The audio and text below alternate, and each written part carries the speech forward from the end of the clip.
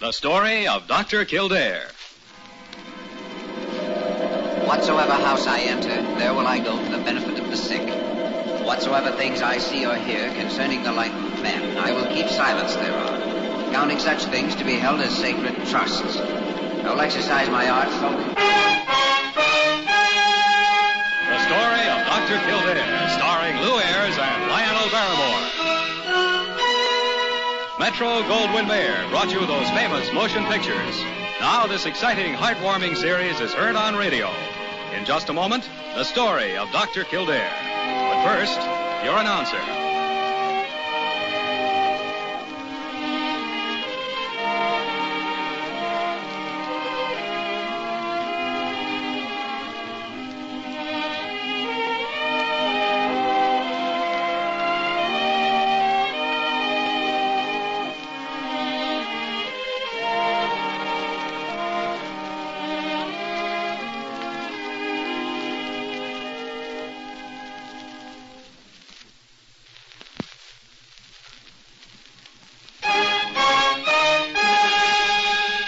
The story of Dr. Kildare, starring Ayres as Dr. Kildare and Lionel Barrymore as Dr. Gillespie.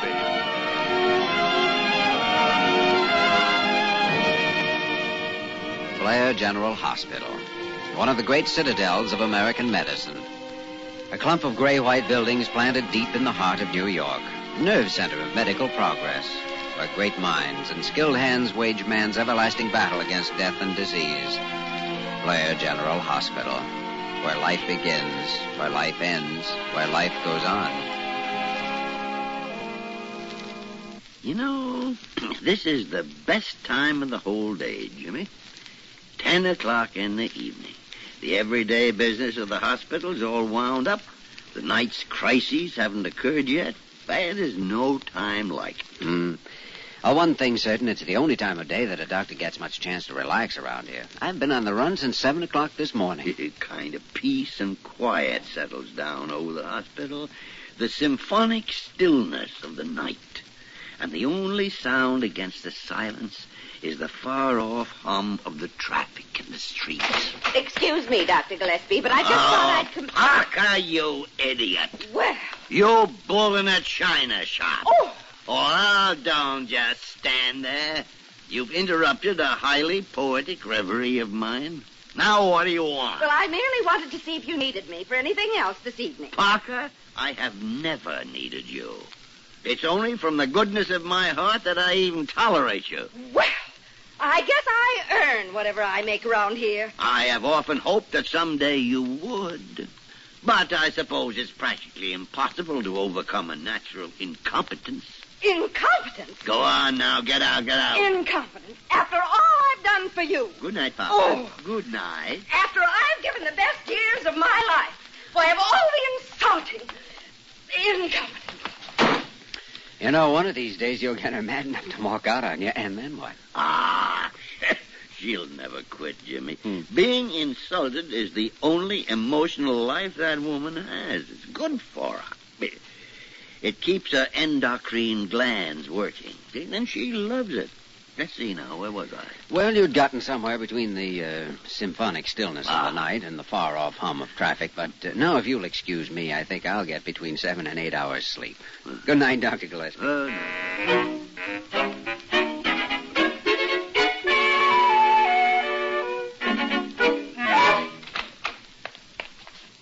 Kildare! Oh, good morning, Dr. Gillespie. Look what I found on my desk this morning. Let's see. Leonard Gillespie, comma, M.D., comma, Blair General Hospital, comma, New York City, comma, New York, period. My dear sir... never mind that stuff. Get to what it says. If you think I am incompetent, and if you think I have not earned my salary around here, and if you want a more efficient nurse, then that is the last straw, Dr. Gillespie, and I quit. Signed, Evangeline Parker, R.N. I never knew Parker's first name was Evangeline. What difference does it make what her first name was? Jimmy, she has mutinied, walked out, deserted me. She's quit. So it seems. Well, I'm surprised she didn't do it years ago. Confound the woman anyway.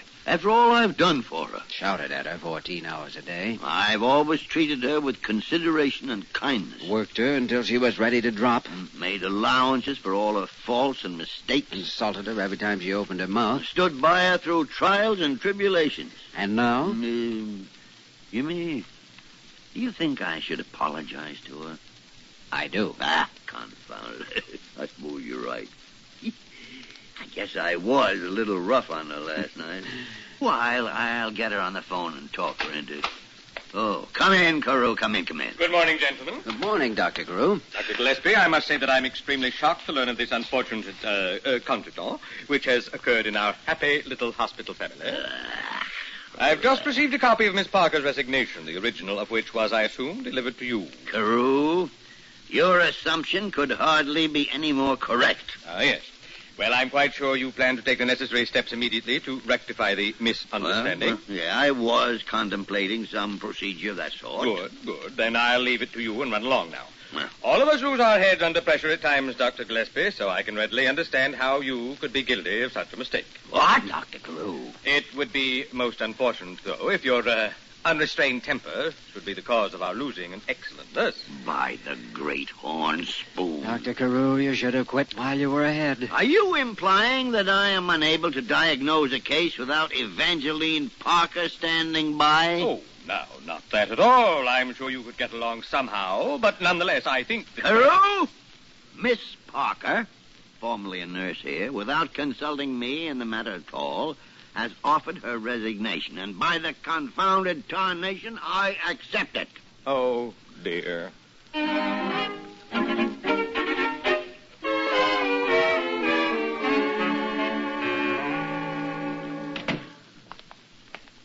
Good morning, Mr. Dockley. Oh, good morning, Dr. Kildare.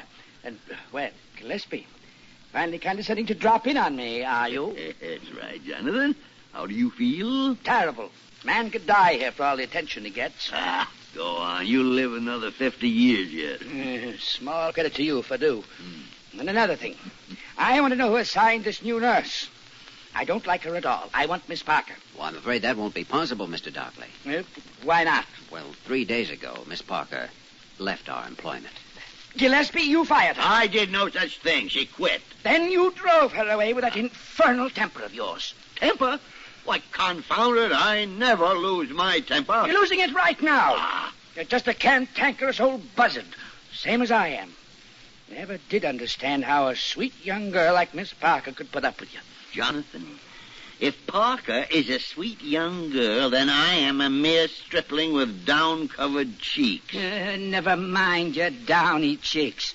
You get Miss Parker back here. She's a fine woman, fine nurse, reliable, capable. Would you say competent, Mr. Dockley? Competent? Yes, that's it exactly. She has a melodious voice and a great sense of humor. She has a voice like a foghorn full of gravel. And she's not only got no sense of humor, but she hasn't got any sense at all. And furthermore, she's not... Jonathan, take those covers off your head and listen to me.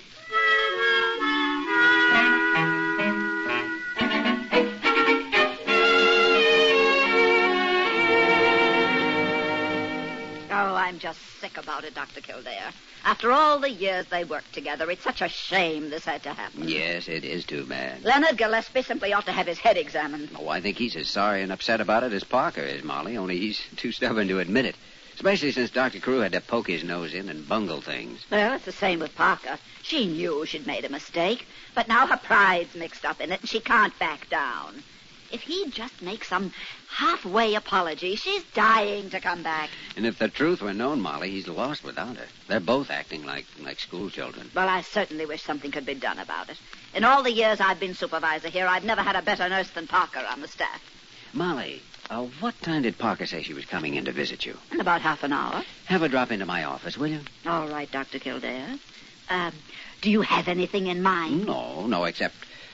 Well, I thought that maybe if they can be brought together without either one of them having to give in and take the first step, well, things might straighten out.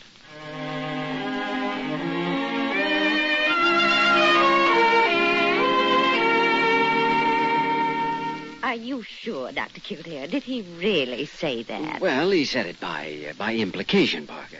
He's been completely lost these few days you've been away. Irritable, downcast, blaming himself, I suppose. Well, I shouldn't have taken what he said so seriously, I guess.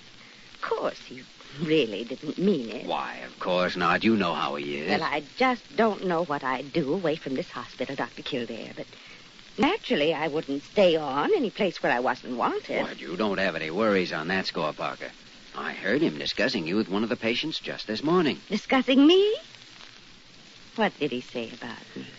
I can't remember the exact words, but he did mention your voice and your sense of humor. Oh, he's really awfully nice when you come right down to it. I don't know why Oh, come in, Dr. Gillespie. Kildare, Molly Bird said you wanted to see me about something highly important. But, oh, good morning, Miss Parker. Good morning, Dr. Gillespie. You're, feeling well, I suppose? Oh, yes, thank you. I hope you're feeling well. Oh, yes, quite well, Miss Parker. Well, that's good. Yes, it is. Well, Like old times, isn't it, Dr. Gillespie? I mean, having Parker back with us. Well, yes, it is. Oh, are you coming back to work, Miss Parker? well, I would like to work for someone who respects my ability. Why, all of us here have the greatest respect for your ability. Then you don't think I'm incompetent? Incompetent? Oh, I never heard anything so ridiculous. But you said you thought I said no such thing. It's utter nonsense. Then you really do want me back? Of course I want you back. Now, let's stop all this fiddle-faddle about it. Here, Parker, let me take your coat. I'm behind 4 days on the reports, and there are 2 case histories I can't even find. Oh, well, I know where they are, Dr. Gillespie. Now, just let me get this hat off and... Good morning, gentlemen. Oh, come in, Curl, come in. Dr. Gillespie, I've just been glancing over the... Why, Miss Parker. Good morning, Dr. Carew. Isn't it wonderful? I'm back at work. Well, Dr. Gillespie, I congratulate you for following my instructions and apologizing to Miss Parker. Following your instructions? Carew, I haven't apologized to anybody. Why, you did too, Dr. Gillespie. You said that Parker, shut up. What? Dr. Carew, if you'll come with me, there's something I've been wanting to ask you. In just one moment, Dr. Kildare. First, I must get this little matter straightened out. Oh, it's already straightened out, isn't it, Parker? Well, not if Dr. Gillespie didn't really mean what he said. If he wasn't apologizing. If he was just... I was not apologizing, and don't stand there blithering like an idiot. Well, that does it. Finally, absolutely, and for the last time, I quit. Quit. Come back here, Parker, you nincompoop. Nick! Oh, horrible man. Oh, dear, dear, dear.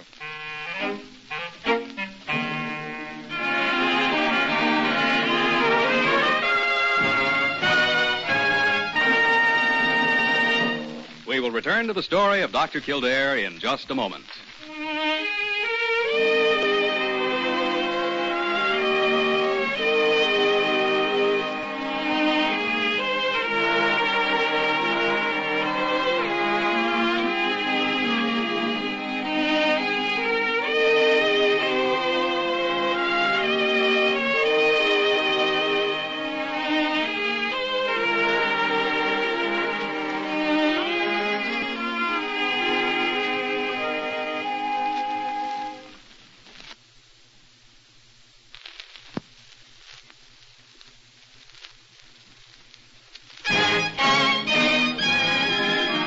We continue with the story of Dr. Kildare, starring Lou Ayres as Dr. Kildare and Lionel Barrymore as Dr. Gillespie.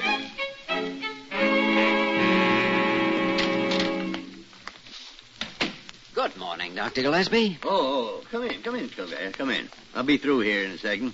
Oh, have you met Miss, what's your name?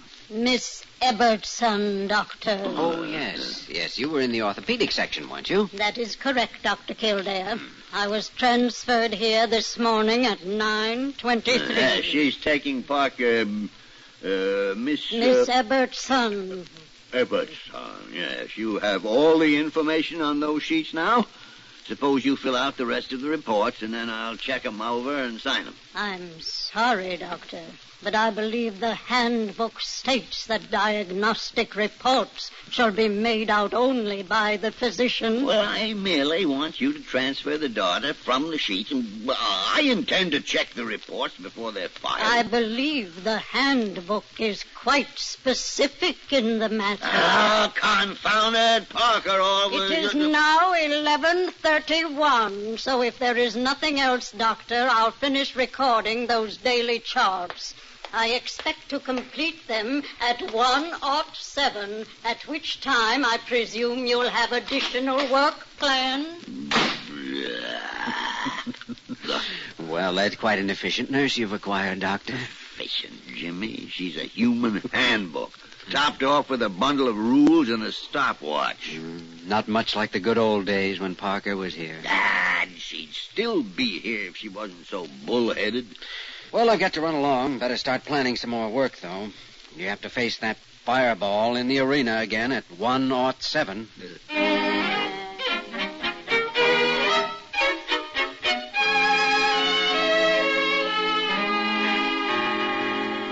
I've known Leonard Gillespie for a good many years, Dr. Kildare. And I'm telling you, when he gets on one of his stubborn streaks, nothing can move him. I know, Molly. Gillespie, the greatest diagnostician in the world today, and yet here he is acting like a spoiled child. If only Carew hadn't butted in. He always brings out the contrariness in Leonard. Why, as far back as I can remember... Wait a second. That might be an idea. I'm afraid I don't see it. Well, something has to be done. Gillespie's upset, his work's suffering, Parker's unhappy, and the longer it goes on, the less chance of working it out. So? So I think I'll go up and have a talk with Dr. Carew.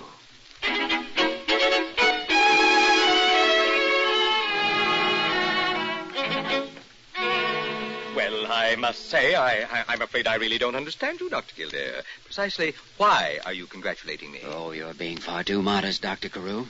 Of course, I realize you weren't looking for personal credit, that your only concern was to increase the efficiency of Dr. Gillespie's work, but nonetheless, your handling of the matter was very effective. Oh, I see. And just how much of my little plan have you been able to penetrate, Dr. Kildare? Well, you must have decided on the plan as soon as you realized that Miss Parker was no longer an efficient nurse. She wasn't? But you also realized that Dr. Gillespie would probably balk at any direct attempt to replace Parker with someone more efficient. Yes. Yes, he certainly would, all right. So you skillfully maneuvered Gillespie into thinking he wanted her replaced. And that left the field clear for Miss Ebbetson. My.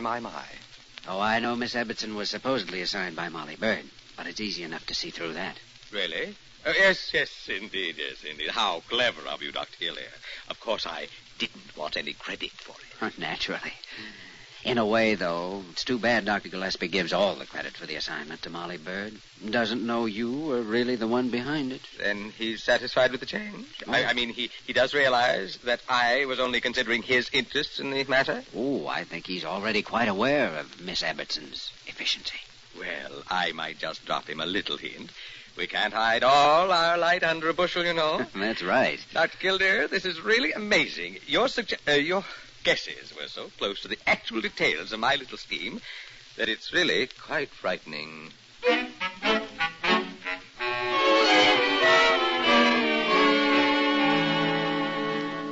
Confound it, Jimmy. You've been sitting there staring at me for 5 minutes now. Go say something.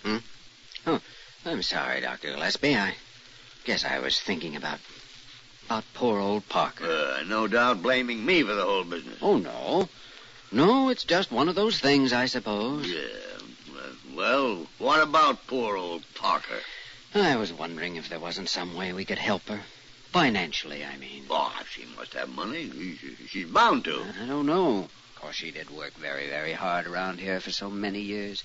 She never was paid very much. Well, she'll have a choice of a dozen jobs better than this one. She hasn't so far. I understand she isn't working yet. Well, confound it, it isn't my fault. The old battle axe had any understanding at all, but she hasn't. I can't help it if she wants to act like a stubborn idiot. No, I suppose not.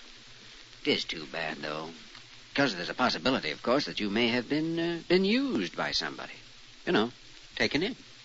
What? Look, Suppose Dr. Carew decided he wanted Parker replaced by a more efficient nurse. Hmm? Now, if he were really smart, wouldn't he go about it by pretending just the opposite, by provoking you into getting rid of Parker? By the great horns. Well, of course he would.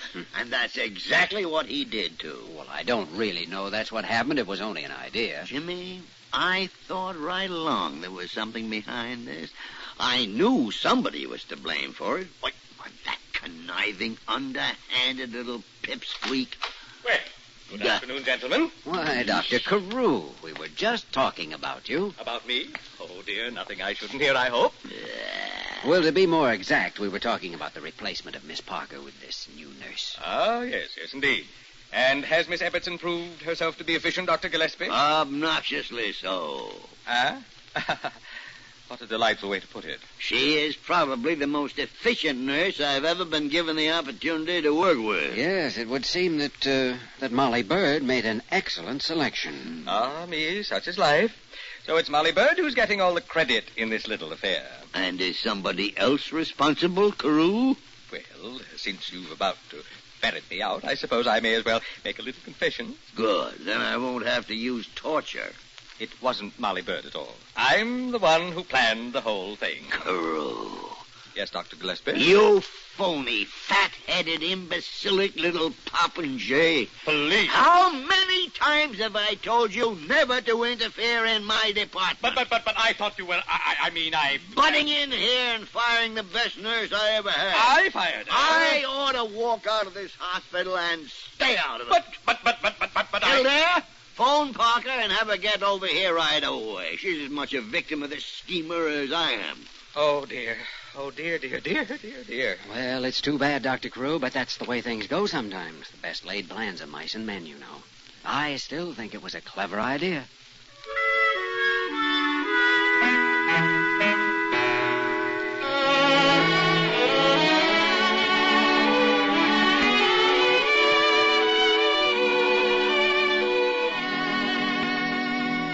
Well, there's the whole story, Miss Parker.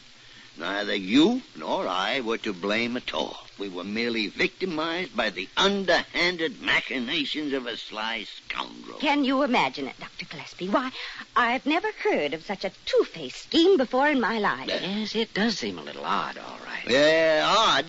Why, that's the way Carew's mind works, Jimmy. If you can call it a mind. I suspected something right from the start. But I had to go along with it, you know, give him enough rope. Naturally, I was forced to say a few things that I didn't mean. Oh, of course, I understand. Well, Parker, since everything seems to be settled, you may as well dig up a uniform and get back on the payroll. Oh, well, I wore one under my coat.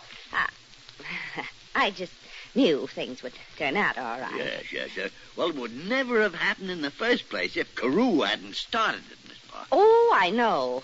He's such a horrible man. Yes.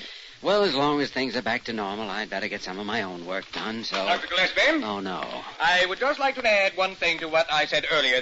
Dr. Carew, I was just coming to look for you. Oh, all right, Kildare, but wait, first How fortunate you were looking for me at the same time. But I wasn't.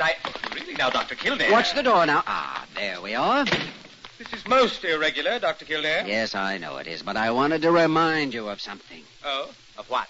Last year, over $1 million in donations came into this hospital as a direct result of Dr. Gillespie's great reputation. Ah, yes, quite so. I wasn't sure what you might be going to bring up in there, so...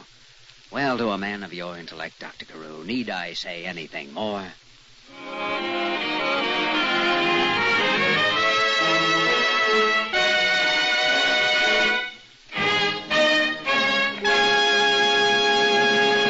In just a moment, we will return to the story of Dr. Kildare.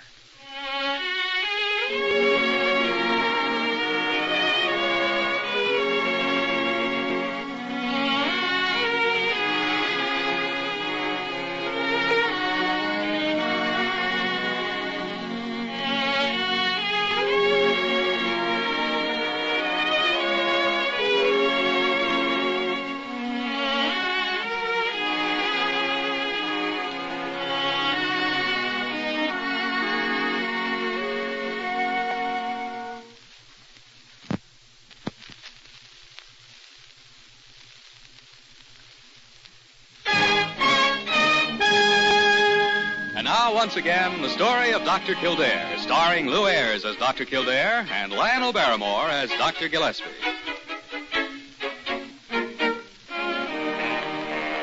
Well, good morning, Dr. Kildare. Oh, hello, Molly. Heading the same way I am? I'm going down here to Gillespie's office, if that's... So am I. Let's go. Well, I suppose things have settled back to normal now between him and Parker. Not so sure. Getting along all right together, but on such a politely formal basis that it's like walking on eggs. Oh, no. Sure. They spend half their time exchanging compliments. He's still calling her Miss Parker.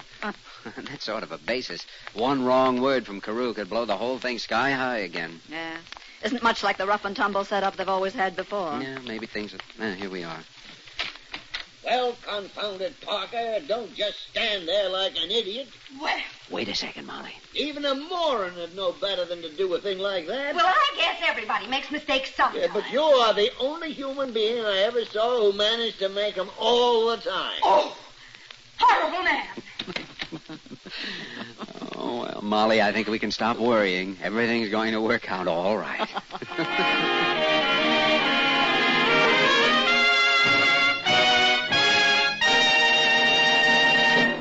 You have just heard the story of Dr. Kildare, starring Lou Ayres and Lionel Barrymore. This program was written by Les Crutchfield and directed by William P. Russo. Original music was composed and conducted by Walter Schumann. Supporting cast included Virginia Gregg, Eleanor Audley, Ted Osborne, Wilms Herbert, and Peggy Weber. Dick Joy speaking.